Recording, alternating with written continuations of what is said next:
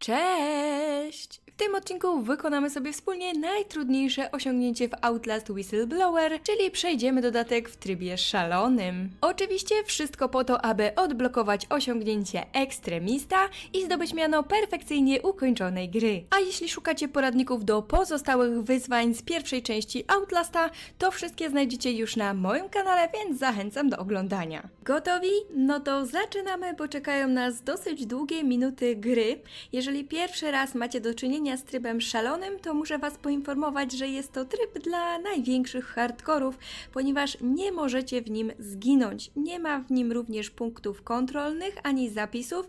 W trakcie trwania rozgrywki nie możecie również opuścić gry, bo będziecie musieli zacząć od samego początku. Dodatkowo macie miejsce tylko na 2 baterie, które też ciężej znaleźć. Ale nie martwcie się, razem ze mną i tym filmikiem z pewnością dacie radę. Dla skrócenia czasu tego odcinka i oszczędzenia Waszego czasu, pominiemy sobie ten wstęp i cutscenki i przejdziemy sobie od razu do momentu, w którym znajdziecie się mniej więcej po 7 minutach rozgrywki, bo tak naprawdę dopiero wtedy zaczynamy mieć możliwość ruchu, uwalniamy się z krzesła i tutaj zaczynają czyhać na Was jakieś pojedyncze zagrożenia, które przez te wcześniejsze minuty gry nie występują, więc tam stać się Wam krzywda żadna nie może. Jak widzicie, tutaj uwalniamy się właśnie z krzesła i za chwilę sięgniemy po naszą kamerę, która będzie towarzyszyć nam w całej rozgrywce i będzie nam dosyć przydatna.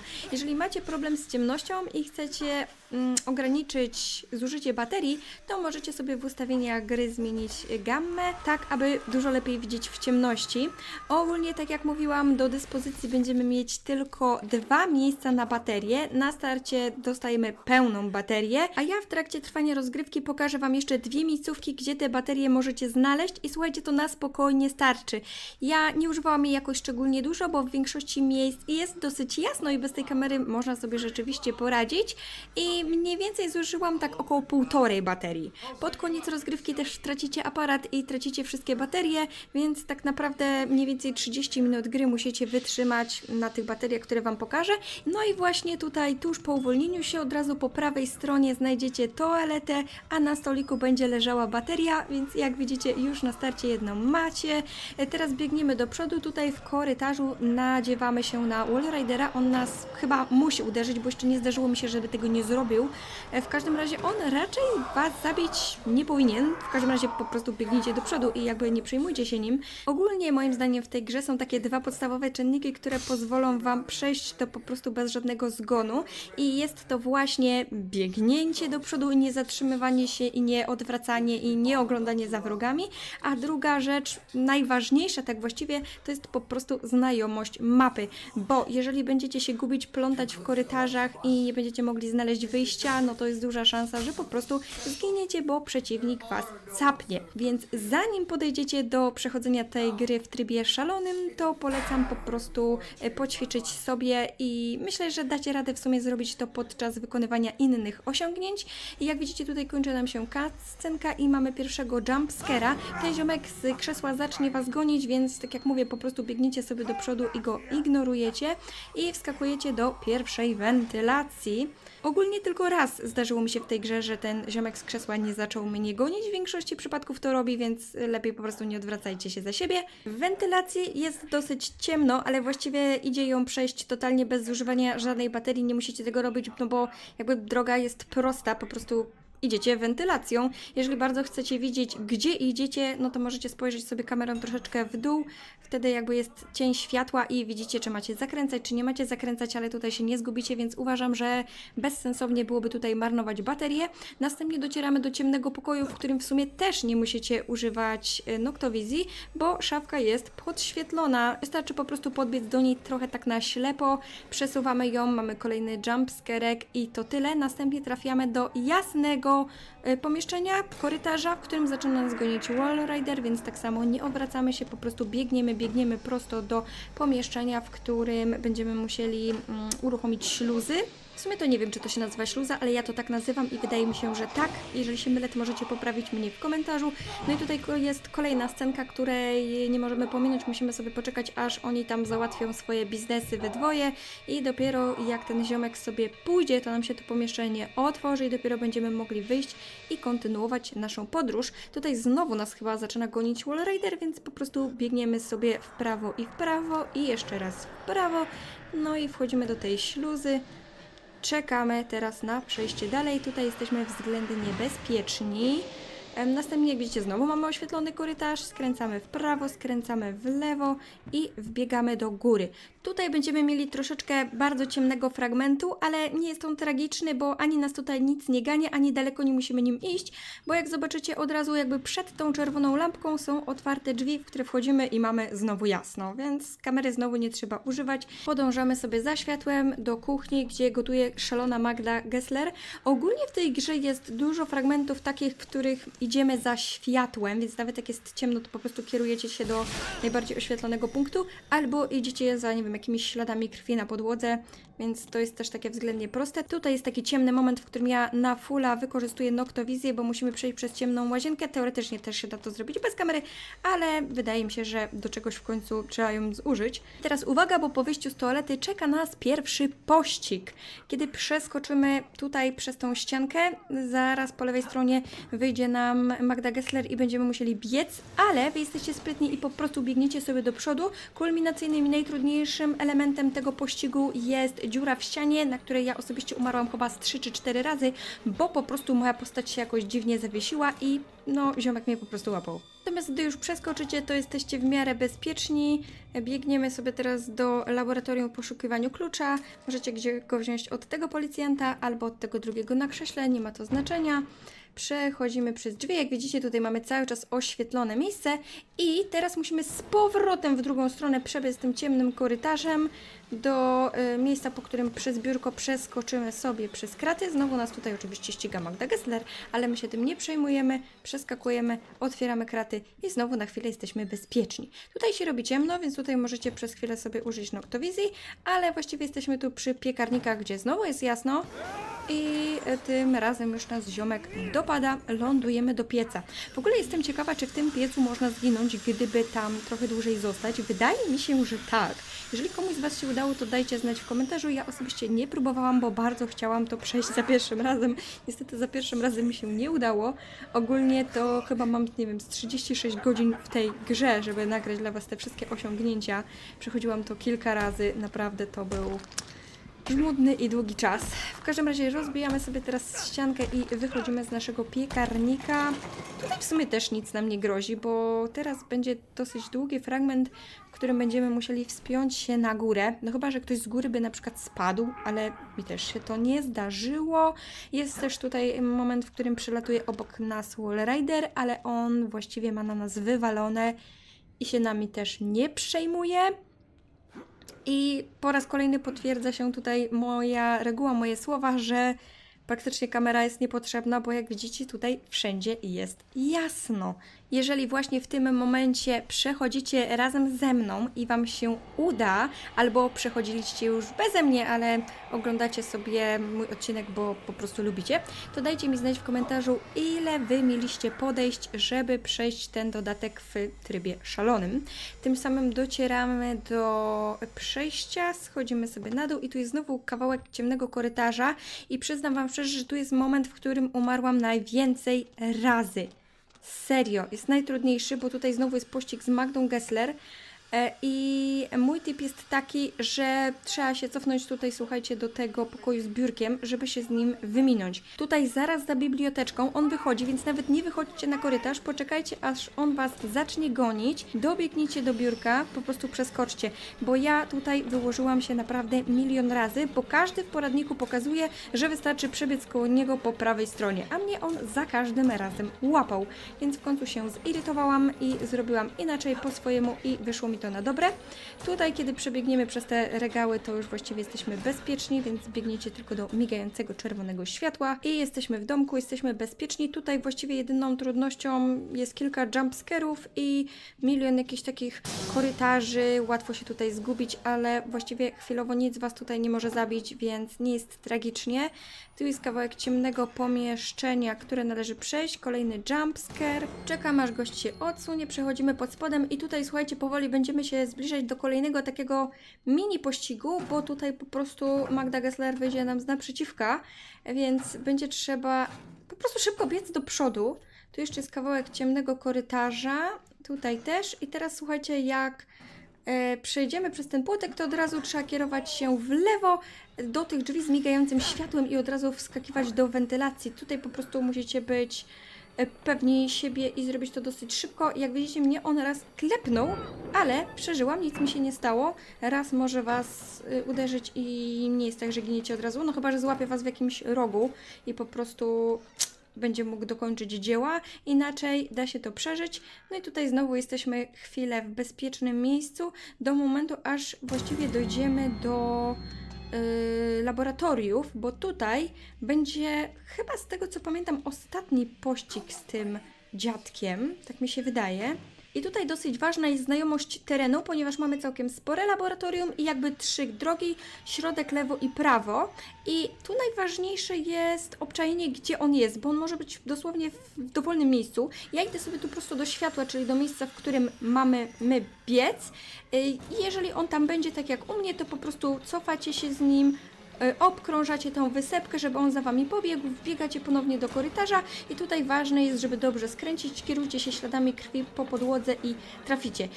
Jeżeli zdarzy Wam się tak, że nie będzie go w tym czerwonym korytarzu, bo też tak się może zdarzyć, no to będziecie mieli farta, po prostu biegniecie do przodu i przechodzicie tak jak ja przeszłam to normalnie. Odkręcamy sobie gaz i teraz musimy zrobić dosłownie to samo, tylko że w drugą stronę. Może Wam się trafić tak jak mi, że on będzie tuż przy tej śluzie, tuż przy drzwiach. Wtedy po prostu musicie poczekać, aż on sobie odejdzie, bo on nie będzie chwilowo zwracał na Was uwagi. No i on, jeżeli sobie już pójdzie, no to po prostu obkrążacie to w drugą stronę. On poszedł w lewo, to wyjdziecie w prawo. Jeżeli on poszedł w prawo, to wybiegniecie w lewo. I to samo korytarzem prosto wracamy do tego głównego pomieszczenia. Kierujemy się do drzwi z czerwonym światłem. I biegniemy prosto do śluzy, która sprawia, że już jesteście bezpieczni. I tutaj, moi drodzy, możecie podnieść kolejną baterię, która już Wam w ogóle chyba starczy do końca rozgrywki. Będzie po prostu leżała przed Wami, więc easy drop. Biegniemy sobie korytarzem do ostatniej śluzy, która pozwoli nam opuścić laboratorium i znajdziemy się teraz w bardzo przyjemnym momencie rozgrywki, czyli na spacerniaku. Jest on bardzo przyjemny, ponieważ tutaj praktycznie nie ma dla Was żadnego zagrożenia. Chyba. Jest chyba tylko jeden taki moment później z tymi bliźniakami, ale pokażę Wam, jak to zrobić i nie będzie z tym problemu. Tutaj większym problemem jest mgła, ale po prostu gdzieś tam kierujecie się wzdłuż ogrodzenia i zawsze to przejście znajdziecie. A, no i oczywiście jumpscary. Tak, jest tu też kilka jumpscarów, ale poza tym to nic strasznego i nic tragicznego. Tutaj, jak przeskoczycie przez to okno i dojdziecie do rozwidlenia dróg, musicie też uważać, bo z nich wybiega ziomek z jakąś tam maczetą i pałką i jak na niego wpadniecie, to on też Was może uderzyć. Nie wiem, czy może Was zabić, ale może Was na pewno uderzyć, bo mnie raz uderzył. No i co? No i prosta droga. Biegniemy w lewą stronę do pomieszczenia, zawracamy, żeby odblokowała nam się możliwość głównej drogi, głównej trasy, którą będziemy musieli podążać. Tutaj po prostu trzeba w sumie tak unikać tych więźniów, bo podejrzewam, że oni są agresywni tylko wtedy, jak do nich podejdziecie, a jeżeli, że tak powiem, ich olejecie, to oni oleją Was i tyle. Dużo jest takich mglistych zakamarków, zaułków, jakiegoś skakania, jumpscarów, ale tak poza tym to nic tragicznego i nic strasznego. Jak widzicie, tutaj też nie używam latarki. Ja mam rozjaśnione na maksa, więc w sumie nie wiem, jak to będzie wyglądać, jeżeli Wy będziecie mieli przyciemnione, ale możecie sobie też zawsze rozjaśnić, żeby mieć łatwiej. Spinamy się na pierwszą drabinkę i tutaj dochodzimy do spacerniaka i za chwilę będzie ten jeden z takich bardziej niebezpiecznych momentów. ponieważ za chwilę dotrzemy do miejsca, w którym będą bliźniacy. Tutaj dobrze trzeba wyczaić, w którym momencie oni są, bo te wszystkie jakby przejścia są dosyć podobne i jeżeli się zagalopujecie, to po prostu w nich wbiegniecie i możecie marnie skończyć. O, tutaj, gdzie są wyważone drzwi, jak widzicie, po prostu sobie kłócacie i podchodzicie lewą stroną. Oni tu w pewnym momencie na Was spojrzą i będą Was widzieć, ale jeżeli zachowacie dystans i będziecie cicho, no to po prostu nie zareagują i będziecie mogli sobie bezpiecznie przebiec. Tutaj wbiegacie na boisko i przy bramce też uważajcie na tych typków, bo oni potrafią klepnąć. Ale w sumie nie wiem, czy mogą Was więcej zranić, czy tylko Was tak popychają. Nie mam pojęcia. Wchodzimy drabinką sobie na górę i tutaj mamy znowu kolejny bezpieczny moment. Rozkoszujcie się tą chwilą, bo za chwilę dotrzemy do połowy gry i trafimy do szwalni i tam to już w ogóle są hardkory i tam jeszcze do tego jest ciemno, więc jest to taki dosyć trudny etap gry, ale to jeszcze chwila, momencik, bo jeszcze musimy dotrzeć do radiostacji. Korzystając z tego, że ten moment jest taki dosyć spokojny, to jeszcze powiem Wam, że zerkałam sobie, przyglądałam się achievementom w Outlaście 2, bo wiem, że część osób chciałaby, żebym nagrała Outlasta 2, natomiast jest ich tam dosyć sporo i ja dosyć sporo nie mam zrobionych, więc podejrzewam, że to będą długie godziny gry i mogę się na razie z tym nie wyrobić, więc zanim zrobimy sobie Outlasta 2, to chciałabym zrobić kilka innych krótszych gierek. Myślę, że właśnie jakichś horrorowych może, więc jeżeli macie jakieś pomysły, macie jakieś propozycje albo życzenia, to piszcie w komentarzach, a tym samym my docieramy do naszej radiostacji i znowu dostajemy w łeb od tego ziomka. Bardzo go nie lubię w ogóle, Jezus, jak on mnie irytuje. Przyszedł jakiś ziom w garniaku i tutaj się rządzi i panoszy. Nie wiem, tragedia, normalnie tragedia, niech on już sobie idzie. I tutaj, słuchajcie, będziemy mieć też mały pościg z Chrisem Walkerem, gdzie chyba też raz zginęłam, ale to przez przypadek, dlatego że zapomniałam się, że on w ogóle tutaj jest. Tak, on tutaj nam wyważa drzwi, ten typek sobie wychodzi, a my będziemy musieli przemknąć obok niego i powiem Wam, że o ile wiecie, że on tam jest i że stamtąd wyjdzie, to jest to dosyć proste. Wystarczy, że podejdziecie sobie do tych drzwi, które on wyważył i kucniecie sobie tutaj przy tych krzesłach, tylko nie podchodźcie zbyt blisko, bo inaczej on Was wyniucha. I tego nie zrobicie, więc zachowajcie dystans, poczekajcie, aż on sobie pójdzie i na kuckach możecie udać się w kierunku drzwi. Jeżeli przed drzwiami się podniesiecie i zaczniecie biec, to on was zacznie gonić, więc możecie to zrobić dopiero za drzwiami. No i tutaj już nas rzeczywiście goni, natomiast ten korytarz, jak widzicie, jest bardzo prosty i jasny, więc jest easy. Tutaj jest tylko mały zakręt, ale tak naprawdę za chwilę docieramy do momentu, w którym przechodzimy przez zabarkadowane kraty, przyciskamy się w zasadzie i jesteśmy już bezpieczni. Tutaj nic nam nie grozi ponownie, więc jest bardzo fajnie i milusio.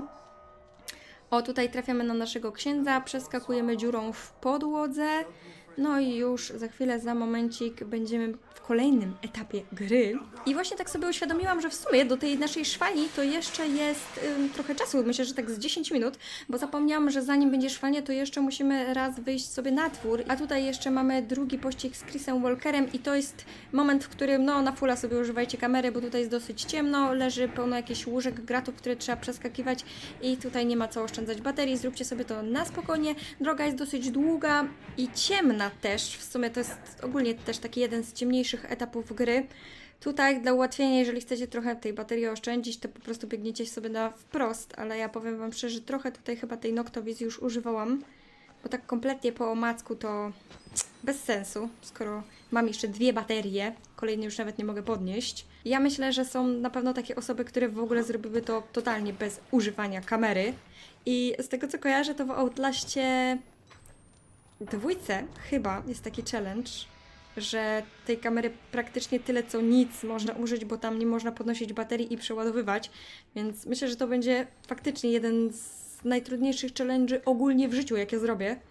Dlatego też mówię, że prawdopodobnie troszeczkę mi się zejdzie ze zmontowaniem tego filmu. Tutaj oczywiście jesteśmy już w fragmencie, w którym musimy wyłączyć prąd, więc wyłączamy sobie prąd, biegniemy do ogrodzenia. Jak dobrze wiecie, zostajemy sprankowani i za chwilę będziemy musieli tutaj przybiec ponownie, no ale korzystając, że są to takie długie, proste momenty, to troszeczkę sobie pogadam do Was o czymś zupełnie innym. Chociaż nie do końca innym, no bo przecież dalej dotyczy to naszego kontentu i tego, co piszecie w komentarzach. Ja bardzo się cieszę, że piszecie te komentarze i co prawda pisaliście je dosyć temu, bo ja na dosyć długo zawiesiłam moją działalność, natomiast mam nadzieję, że teraz do Was wrócę, dlatego też planuję sobie zrobić zapas filmików i tak jak mówię, troszeczkę krótszych gier, no bo z tym Outlastem 2 to będzie sporo zamieszania, tym bardziej, że ja grałam w niego tylko raz. Tutaj uważajcie na tego ziomka, bo pamiętajcie, że jak drugi raz włączycie prąd, to on właśnie Was klepnie, więc nie stójcie w miejscu, bo jeżeli zrobi to po raz drugi, to po prostu zginiecie. A szkoda byłoby ginąć w tym momencie, no bo już jesteśmy, nie wiem, z 20 minut gramy, więc jesteśmy prawie w połowie. No i właśnie kolejna rzecz, że tutaj 20 minut to jest prawie połowa gry. No co prawda to jest dodatek, ale rozumiecie, o co chodzi, więc wiem, czemu się śmieszkujecie, że dawaj teraz Outlasta 2. No bo z tego co pamiętam, Outlast 2 jest dużo dłuższy. Ja ogólnie, tak jak mówiłam, przechodziłam go tylko raz i z tego co pamiętam, to przejście jego zajęło mi tak z 5-6 godzin. No tym bardziej, że tam no, nie znałam drogi i dużo błądziłam. A z tego co kojarzę od innych twórców, to tak mniej więcej 2,5 godziny trwa całość rozgrywki tak na speedrunie, żeby nie zginąć, więc tam to jest dopiero przypał. Moglibyśmy zrobić to na live'ie, wtedy mielibyście troszeczkę fanu z tego, jak umieram 350 milionów razy, ale z drugiej strony ja chyba się nie nadaję obecnie na live'y i no powiem Wam, że jak od tego odeszłam, to teraz ciężko się do tego wraca. Tutaj jest jumpscare, nie przestraszcie się. I teraz słuchajcie, docieramy do momentu, w którym ja też raz zginęłam, tak, zdarzyło mi się. Pokonały mnie schody.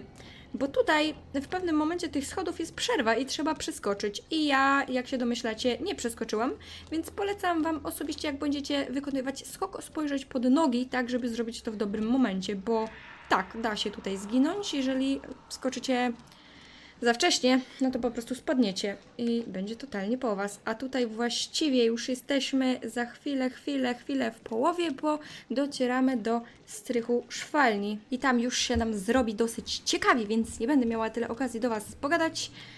Tutaj sobie skaczemy, no i tutaj już jak dobrze wiecie, spaść musimy, bo musimy się dostać do budynku.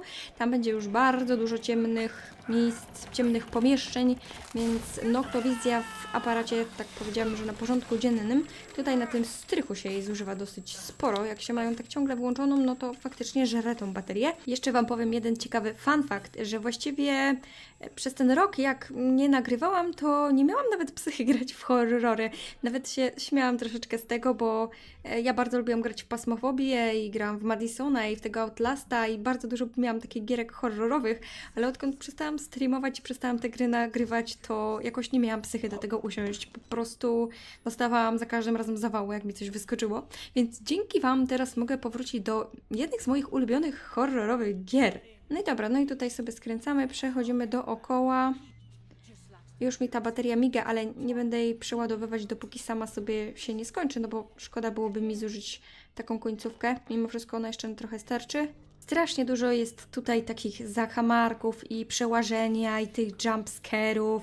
Nie wiem, strasznie upierdliwy jest to fragment gry. No ale musimy przez niego przebrnąć, żeby dostać się do naszego pana młodego. Jest i nasz pan Wisielec. O, z tego co pamiętam, to chyba tutaj jest jumpscarek przy tej biblioteczce. Tak, zgadza się. No i teraz dochodzimy do tych miejsc, gdzie jest dużo przechodzenia przez ścianę. I za chwilę będzie moment... O, padła mi bateria, więc sobie ją od razu przeładuję. I za chwilę będzie w sumie jedyny chyba taki moment pościgu na strychu, jak dobrze pamiętam. Ci ludzie tutaj na strychu, to powiem Wam szczerze, że strasznie dużo krzyczą i wprowadzają takiego zamętu, niepokoju i elementów grozy, a tak naprawdę niewiele robią, bo... No bo tak jak mówię, to jest tylko jeden taki moment pościgu, a tak właściwie to oni sobie tylko tutaj gadają. Mam wrażenie i pewnie dobre, mam wrażenie, że to jest tylko taki moment, w którym właśnie ma być zbudowana ta groza, napięcie i w którym mamy poznać postać tego pana młodego. Dobra, teraz musimy się chwilowo skupić, bo tu mamy moment pościgu. Ja mam na to prostą metodę. Po prostu robicie tak. Po przeskoczeniu tego murka, płotka, ścianki, z naprzeciwka wyjdzie ziomek, po prostu poczekajcie, aż on was zauważy i zacznie za wami biec. I jak będzie tak w miarę blisko, to po prostu go sobie obkrążamy tymi tutaj niebieskimi ściankami i zaraz po lewej stronie macie drzwi, otwieracie przechodzicie, to sobie włączcie noktowizję, bo jest trochę ciemnego elementu, ale tak naprawdę tu wskakujemy już na sufit i mamy to z głowy. Więc nie jest to jakiś taki szczególnie trudny moment, o ile wiecie, że on wyskoczy i o ile wiecie, jak go ominąć. Im więcej będziecie się lupować, tym więcej czasu stracicie i tym większą dajecie mu szansę na to, że was kropnie, więc po prostu tego nie lubcie. Trafiamy sobie do szwalni, no i tutaj już za chwilę będzie nas ścigał nasz luby, nasz pan młody. Tutaj mamy naszą niepokojącą scenę i tutaj jest dużo takich ciemnych kątów, ale tak naprawdę to zostało nam tak z 15 minut takiej gry, gdzie będziemy jakoś bardziej potrzebować tej kamery, przy czym jeszcze przecież będą cutscenki i przy czym jeszcze stracimy aparat i baterię, więc tutaj myślę, że nawet jakbyście mieli jedną baterię i używali jej cały czas, to i tak na spokojnie dacie radę. Teraz będziemy mieli moment pościgu, tutaj musimy wykorzystać elementy otoczenia. Wracamy się oczywiście do drzwi, z których wyjdzie pan młody. Czekamy, aż nas zauważy. No i właściwie wracamy do tamtego pomieszczenia, gdzie byliśmy przed chwilą, albo tutaj przy tych stołach, to już gdzie Wam jest wygodnie, tylko no włączcie sobie kamerę, bo jest ciemno i możecie to przeoczyć. No i następnie dajemy w długą i biegniemy do drzwi, z których on wyszedł. W prawo, w lewo. Przez ciemny pokój tu możecie sobie zamknąć drzwi, chociaż on tu już kończy niby pościg, ale tak dla pewności możecie sobie to zrobić. Tutaj mamy ciemny korytarz, ale idziemy w lewo. Przechodzimy w prawo do kolejnej części szwalni. No i tutaj będzie moment, w którym trzeba po prostu być szybkim. Odsuwacie szafki, nic się jakby nie oglądacie za siebie. Przy tej pierwszej to jeszcze nie, bo on tu jeszcze nas nie goni, ale przy tej drugiej, w momencie, w którym zaraz zaczniecie ją odsuwać, to on, że tak powiem, się obudzi i zacznie do Was biec. Ale pamiętajcie po prostu, żeby robić swoje i nie spanikować, bo jak spanikujecie i puścicie szafkę, to będziecie musieli ponownie zacząć ją odsuwać, a wtedy będzie po Was. 3 pchnięcia trzeba, żeby odsunąć. Jedno jest takie małe, 2 są takie głębsze i dopiero wtedy wstajecie, otwieracie drzwi, biegniecie sobie w prawo, w lewo, w prawo, skaczecie do windy i tu znowu jest taki fragment cutscenkowy, którego nie możemy sobie pominąć. Znaczy my możemy sobie pominąć, ale grając w grę nie da się go pominąć, więc tutaj niestety musimy czekać. Ogólnie to Wam powiem, że lubię postać tego pana młodego. Jest taki dosyć crazy, to na pewno muszę przyznać, ale jakbym miała wybrać jednego takiego ulubionego wroga, to wydaje mi się, że jego bym właśnie wybrała. Dajcie mi znać w komentarzu, który jest Waszym ulubionym.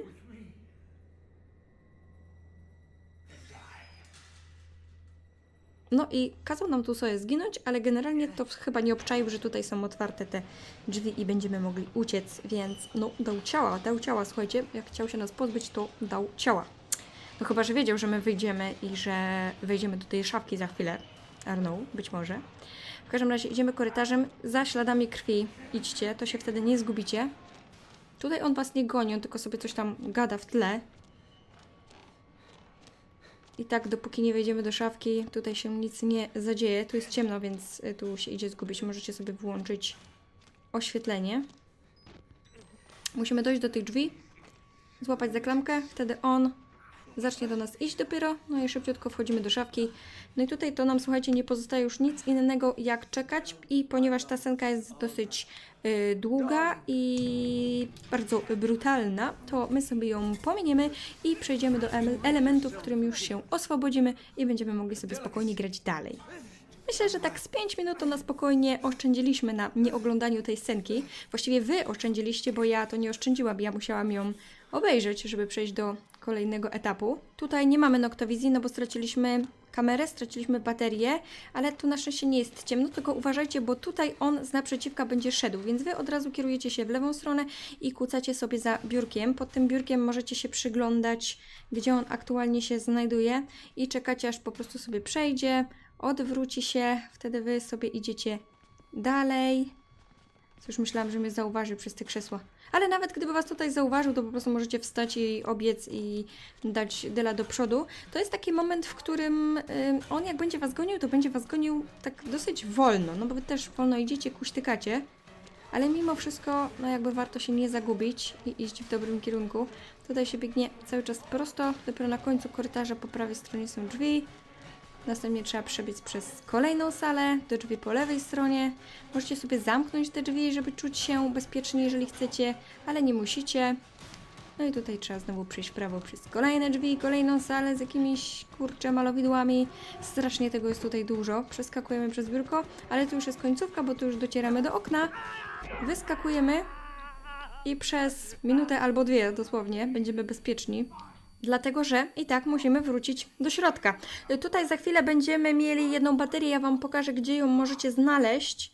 Fajnie będzie mieć przynajmniej jedną, chociaż tak naprawdę na tym etapie to jest chyba tylko dosłownie urywek, jakiś kawałek taki, gdzie jest jakoś super ciemno, a cała reszta to już właściwie jest albo jasno, albo będziemy za chwilę bezpieczni. Tutaj jak wejdziecie naprzeciwko macie exit, to po prawej stronie, zobaczcie, tu są uchylone drzwi i będzie leżeć ta bateria.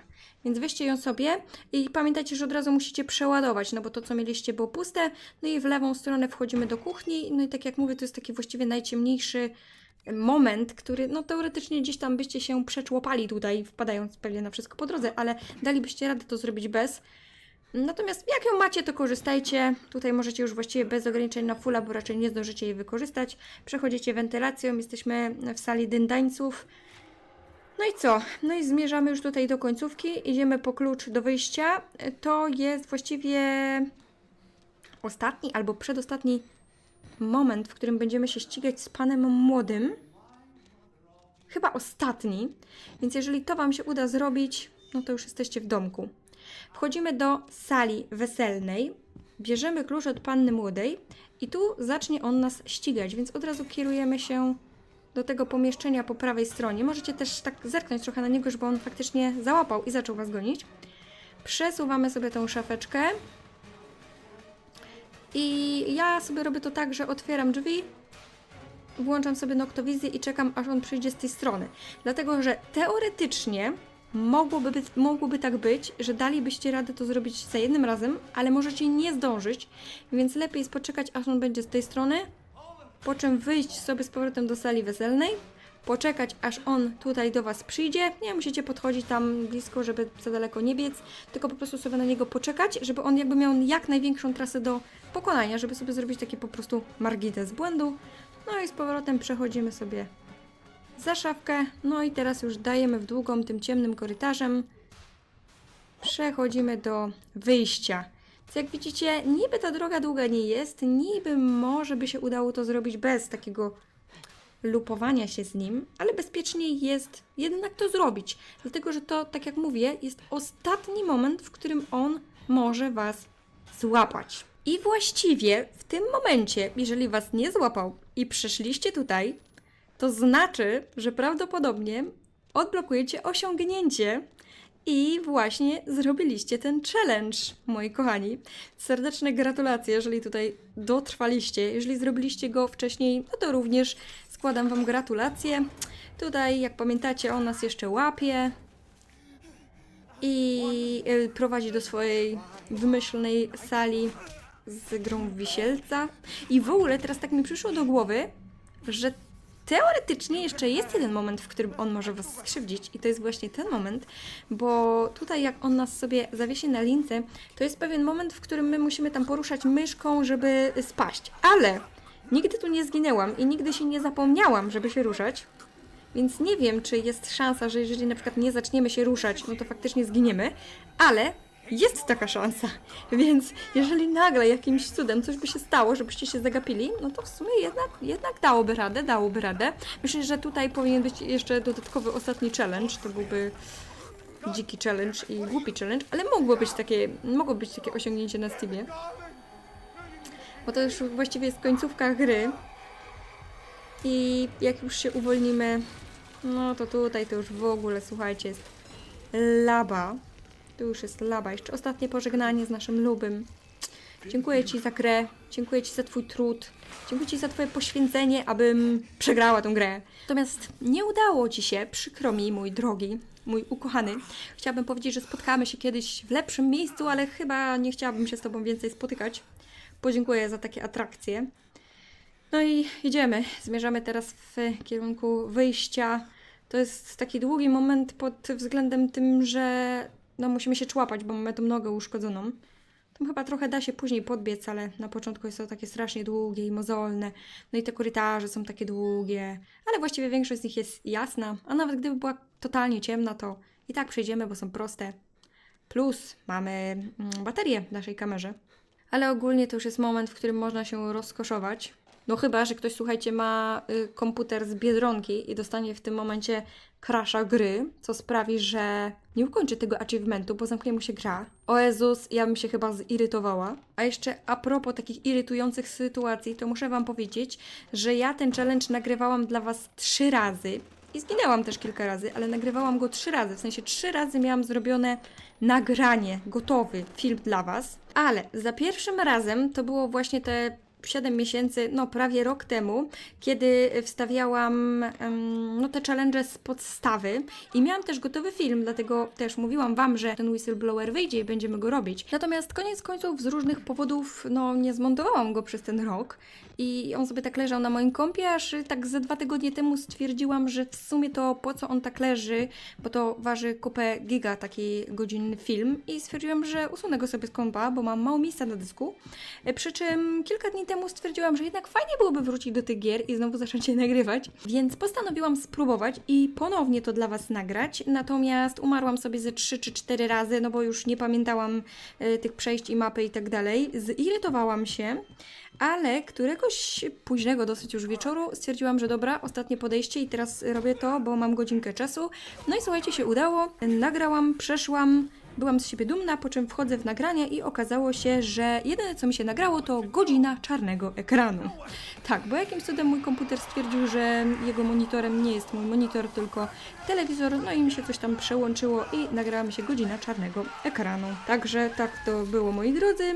No i ten film, który widzicie, jest moim 3. podejściem, więc bardzo się cieszę, że wreszcie się udało. Na chwilę obecną, jeżeli jesteście ciekawi, to mam taki plan, żeby odcinki pojawiały się raz w tygodniu w soboty. Mam nadzieję, że on wypali, bo jakby najpierw chcę przetestować, jak wyrobię się czasowo, żeby dla Was tak systematycznie nagrywać. Jeżeli uda mi się zrobić troszeczkę więcej odcinków na zapas, to jest szansa, że one będą pojawiać się troszeczkę częściej. Jeżeli nie, no to zostanie ten jeden w tygodniu. Wszelkie Wasze propozycje, sugestie odnośnie przyszłych odcinków chętnie przygarnę. Jeżeli macie problem z jakąś grą albo chcielibyście jakąś grę u mnie zobaczyć, jak wykonuję do niej osiągnięcia na Steamie, to śmiało piszcie w komentarzach. A tym samym, moi kochani, jak widzicie, my tutaj już praktycznie odjeżdżamy w gierce, co oznacza, że za chwilę będziemy mieli napisy końcowe, więc ja chcę się z Wami pożegnać, podziękować Wam bardzo serdecznie za oglądanie, no i za cierpliwość, bo domyślam się, że ten odcinek będzie dosyć długi, a nie każdy ogląda go dlatego, żeby zrobić challenge. Część z Was, co mi napisaliście, ogląda go sobie tak po prostu, bo lubi oglądać, co sprawia, że jest mi jeszcze bardziej miło, a ja się już dzisiaj z Wami żegnam i do usłyszenia w kolejnym filmie. Pa!